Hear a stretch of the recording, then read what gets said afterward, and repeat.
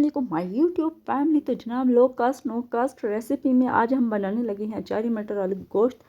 तो मैंने क्या किया कि आधा किलो गोश्त लिया, ये बकरे का है, इसको मैंने धोकर रख लिया। और ये 2 अदद प्याज और ये कुछ लहसुन के जवे हैं, जिनको मैंने क्या करना है कि देचकी में डाल देना। और इसमें जो है 2 कप से ज़्यादा मैंने जो बड़े 2 कप थे वो पानी डाल दिया इसको बॉयल होने के लिए लो फ्लेम पर। और इसके साथ मैंने ये लिए हैं 4 अदद टमाटर इसमें मैं कुछ ज़्यादा ऐड करनी, काट कर मैंने जो है इसमें जो है ऐड कर देना जब थोड़ा सा गोश्त नरम हो जाए, यानी कि गलने के करीब हो।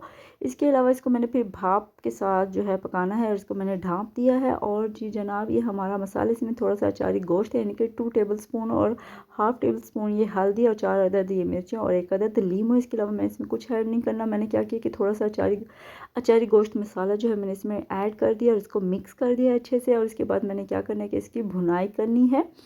जब ये पानी खुश्क हो जाए जनाब, तो देखें जी पानी खुश्क होने के करीब है। और अब इसकी क्या करना है, मैंने इसकी भुनाई शुरू कर देनी है। इसके जब मैंने बहुत अच्छे से भुनाई कर ली, अब इसमें मैंने जो है हाफ़ कप जो था वो मटर मैंने छील कर रखे हुए थे वो ऐड किए। और 1 अदद आलू लिया, बड़ा आलू था जिसको मैंने पीस कर लिया और इसके अंदर अच्छे से इसको ऐड कर दिया है। और जो हमारी हरी मिर्च थी 4 अदद, उसमें मैंने मसाला और नींबू भर दिया है, यानी कि नींबू निचोड़ा था मसाले में और उसके साथ मैंने ये हरी मिर्ची भर दी थी और इसमें ऐड कर दिया। और इसकी मैंने बहुत अच्छे से भुनाई करने के बाद जी जनाब, तो इसमें मैंने 1 कप पानी डाल दिया ताकि हमारे आलू और मटर जो हैं वो अच्छे से गल जाएं। और गलने के बाद इसकी मैंने भुनाई की तो माशाल्लाह बहुत ही बेहतरीन बना है जनाब। तो इसको ज़रूर ट्राई कीजिएगा। आई होप ये आपको ज़रूर पसंद आएगी जब आप इसको बनाकर खाएंगे। तो जनाब इसी के साथ अपनी दुआ में याद रखिएगा। अल्लाह हाफिज़।